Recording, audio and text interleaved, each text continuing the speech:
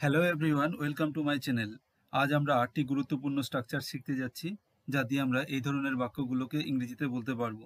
যেমন, তুমি সবসময় বই পড়ায় মগ্ন থাকতে, এখন আর আফসোস করে লাভ কি, ওকে বোকা বানানোর মানে কি, মান সম্মান বলেও একটি জিনিস আছে, এই ঘটনাটি তার স্মৃতিতে গাঁথা আছে। আমরা সচরাচর এই ধরনের বাক্য সবসময় শুনে থাকি। না বলে কিছু করো না, না বলে কিছু নিও না। তো এদের ইংরেজির জন্য আমরা ব্যবহার করব 1 নম্বরের এই স্ট্রাকচারটি এমন: don't plus verb plus pronoun plus without being told. এবারে দেখে নেওয়া যাক এই ধরনের বাক্যগুলো। না বলে কিছু নিও না, না বলে কিছু খেও না, না বলে কোথাও যেও না, না বলে কিছু করো না। এদের ইংরেজির জন্য আমরা ব্যবহার করব don't plus verb plus pronoun plus without being told এই স্ট্রাকচারটি। তো প্রথমটি, না বলে কিছু নিও না, এর ইংরেজি হবে don't take anything without being told. না বলে কিছু খেও না, don't eat anything without being told. না বলে কোথাও যেও না, don't go anywhere without being told. না বলে কিছু করো না, don't do anything without being told. যখন কোনো কিছু করে লাভ হয় না, তখন আমরা বলি এটা করে লাভ কি, ওটা করে লাভ কি। তো এই ধরনের বাক্যের জন্য আমরা ব্যবহার করব স্ট্রাকচার নাম্বার 2। এটি হচ্ছে what is the use of. আর যদি কন্ট্রাকশন করে বলি, তাহলে আমরা বলবো what's the use of. What is এর কন্ট্রাকশন হচ্ছে হোয়াটস প্লাস ভার্বের সাথে আইএনজি প্লাস প্রোনাউন। আবার এমন করে হতে পারে what's the point of plus ভার্বের সাথে আইএনজি প্লাস প্রোনাউন। এবারে দেখে নেওয়া যাক এই বাক্যগুলো। ওকে মারধর করে লাভ কি, এখন ঘুরোঘুরি করে লাভ কি, এখন তাস খেলে লাভ কি, তাদের সাথে লড়াই করে লাভ কি। তো প্রথম বাক্যটি, ওকে মারধর করে লাভ কি, এর ইংরেজি হবে what is the use of beating him. আবার এভাবে হতে পারে what's the use of beating him. আবার এভাবে হতে পারে what's the point of beating him. এখন ঘুরোঘুরি করে লাভ কি, এর ইংরেজি হবে what is the use of roaming now. আবার এভাবে হতে পারে what's the point of roaming now. Roam মানে হচ্ছে ঘুরোঘুরি করা। এখন তাস খেলে লাভ কি, এর ইংরেজি হবে what is the use of playing cards now, বা what's the point of playing cards now. সবশেষে তাদের সাথে লড়াই করে লাভ কি, এর ইংরেজি আমরা এভাবে বলতে পারি what is the use of fighting with them. আবার আমরা প্রতিদিন এমন করে প্রচুর বাক্য বলে থাকি। এখন আর করে লাভ কি, এখন আর গিয়ে লাভ কি, এখন আর বলে লাভ কি। তো এর জন্য ব্যবহার করব আমরা 3 নম্বরের স্ট্রাকচারটি হচ্ছে what's the point plus now in, এরপর ভার্বের সাথে আইএনজি প্লাস এনিমোর। অর্থাৎ কোনো ঘটনা যখন ঘটে যায়, তখন আমরা এই ধরনের বাক্যগুলো বলি। এখন আর আফসোস করে লাভ কি, এখন আর বিশ্বাস করে লাভ কি, এখন আর ফোন করে লাভ কি, এখন আর পড়ে লাভ কি। তো প্রথম বাক্যটি, এখন আর আফসোস করে লাভ কি, যা হওয়ার তো হয়েই গেছে। তো এখন আর আফসোস করে লাভ কি, এর ইংরেজি হবে what's the point now in regretting it anymore. এখন আর বিশ্বাস করে লাভ কি, এর ইংরেজি হবে what's the point now in trusting anymore. এখন আর ফোন করে লাভ কি, অর্থাৎ যখন দরকার ছিল তখন ফোন করোনি, এখন আর ফোন করে লাভ কি, এর ইংরেজি হবে what's the point now in calling anymore. যখন পড়ার দরকার ছিল তখন পড়োনি, এখন আর পড়ে লাভ কি। তো এখন আর পড়ে লাভ কি, এর ইংরেজি হবে what's the point now in reading anymore. ওকে দেখানোর মানে কি, ওকে বোঝানোর মানে কি। তো এই ধরনের বাক্যের জন্য আমরা ব্যবহার করব স্ট্রাকচার নাম্বার 4। এর মানে কি বা এর অর্থ কি। এখানে দুটো স্ট্রাকচার দিয়ে হতে পারে। প্রথম স্ট্রাকচারটি হচ্ছে what's the point of plus ভার্বের সাথে ING plus pronoun plus other. আবার এই স্ট্রাকচারটি দিয়েও হতে পারে what does it mean to plus verb plus pronoun. এবারে এই বাক্যগুলো, ওকে বোঝানোর মানে কি, এই কাজটি করার মানে কি, ওকে বোকা বানানোর মানে কি। তো এই ধরনের বাক্যগুলোকে আমরা দুটো স্ট্রাকচার দিয়ে করতে পারি। দুটোর যে কোনো একটি স্ট্রাকচার দিয়ে আমরা করতে পারি। ওকে বোঝানোর মানে কি, এই বাক্যটির ইংরেজি হবে what's the point of making him understand. আবার what does it mean to understand him, এটা দিয়েও হতে পারে এই কাজটি করার মানে কি, এর ইংরেজি হবে what's the point of doing this work.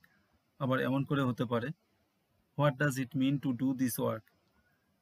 ওকে বোকা বানানোর মানে কি, এর ইংরেজি হবে what's the point of making him a fool. আবার এমন করে হতে পারে what does it mean to fool him. উপরওয়ালা যদি চায় সে ভালো হয়ে যেতে পারে। উপরওয়ালা যদি চায় তাহলে এই কাজটি হতে পারে। তো উপরওয়ালা যদি চায় এরপর কোনো বাক্য, এর ক্ষেত্রে আমরা ব্যবহার করব এই স্ট্রাকচারটি, if God wills plus subject plus verb plus other, অর্থাৎ if God wills plus connecting sentence. এবারে এই বাক্যগুলো, উপরওয়ালা যদি চায় আমাদের আবার দেখা হবে। উপরওয়ালা যদি চায় সব কিছু ঠিক হয়ে যাবে। উপরওয়ালা যদি চায় তারা সঠিক পথে চলবে। উপরওয়ালা যদি চায় সে বেঁচে যাবে। তো প্রথম বাক্যটি, উপরওয়ালা যদি চায় আমাদের আবার দেখা হবে, এর ইংরেজি হবে if God wills will meet again. উপরওয়ালা যদি চায় সব কিছু ঠিক হয়ে যাবে, এর ইংরেজি হবে if God wills everything will be all right. উপরওয়ালা যদি চায় তারা সঠিক পথে চলবে, if God wills they will continue on the right path. উপরওয়ালা যদি চায় সে বেঁচে যাবে, এর ইংরেজি হবে if God wills he will survive. এবারে আমরা দেখব স্ট্রাকচার নাম্বার 6। আমরা যখন এই ধরনের বাক্যগুলো বলি, ভালো লাগা বলেও তো একটি জিনিস আছে বা জিনিস থাকে, খারাপ লাগা বলেও তো একটি জিনিস থাকে বা জিনিস আছে।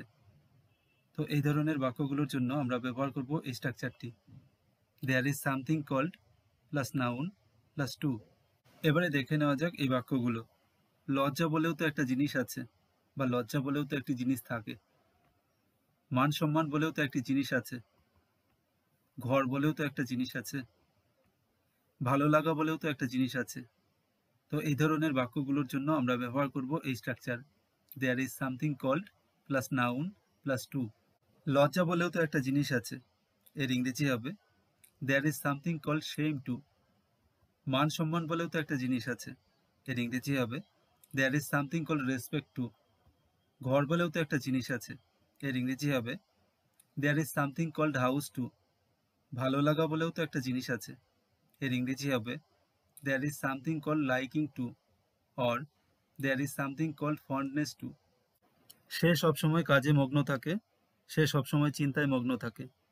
তো সবসময় মগ্ন থাকে, এর জন্য আমরা ব্যবহার করব স্ট্রাকচার নাম্বার 7। স্ট্রাকচারটি হচ্ছে subject plus be verb plus always engrossed in plus ভার্বের সাথে আইএনজি প্লাস নাউন। এবার এই বাক্যগুলো, সে সবসময় মোবাইল ফোন দেখার মধ্যেই মগ্ন থাকে। তুমি সবসময় বই পড়ায় মগ্ন থাকতে। বাচ্চারা সবসময় খেলাধুলায় মগ্ন থাকে। তারা সবসময় টিভি সিরিয়াল দেখতে মগ্ন থাকত। তো প্রথম বাক্যটি, সে সবসময় মোবাইল ফোন দেখার মধ্যেই মগ্ন থাকে, এর ইংরেজি হবে he is always engrossed in watching his mobile phone. তুমি সবসময় বই পড়ায় মগ্ন থাকতে, এর ইংরেজি হবে you are always engrossed in reading books. বাচ্চারা সবসময় খেলাধুলায় মগ্ন থাকে, এর ইংরেজি হবে children are always engrossed in playing. তারা সবসময় টিভি সিরিয়াল দেখতে মগ্ন থাকতো, এর ইংরেজি হবে they were always engrossed in watching TV serials. অনেক ঘটনাই আছে বা অনেক জিনিসই আছে কোনোদিনও ভোলা যায় না। তখন আমরা বলি আমাদের মনে বা স্মৃতিতে গাঁথা আছে বা আমাদের মনে বা স্মৃতিতে খোদাই করা রয়েছে। তখন আমরা ব্যবহার করব be engraved on someone's memory or mind. আর এখানে স্ট্রাকচারটি হবে সাবজেক্ট, এখানে সাবজেক্ট নাউন ফ্রেজ হতে পারে, plus be verb plus engraved on someone's memory or mind. এবারে এই বাক্যগুলো, তোমার জন্মের দিনটি আমার মনে গেঁথে আছে। তার ছবি আমার স্মৃতিতে খোদাই করা আছে। সেই ঘটনাটি তার স্মৃতিতে গাঁথা আছে। তার সাথে শেষ দেখা আমার স্মৃতিতে গেঁথে আছে।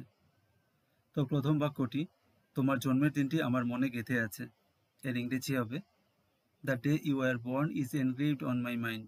তার ছবি আমার স্মৃতিতে খোদাই করা আছে, এর ইংরেজি হবে her image is engraved on my memory. সেই ঘটনাটা তার স্মৃতিতে গাঁথা আছে, এর ইংরেজি হবে that incident is engraved on her memory. তার সাথে শেষ দেখা আমার স্মৃতিতে গেঁথে আছে, the last time I met her is engraved on my memory. তাহলে এই স্ট্রাকচারসগুলো দিয়ে আমরা প্রতিদিনের অনেক বাক্যই ইংরেজিতে বলতে পারি। Thanks for watching, have a great day.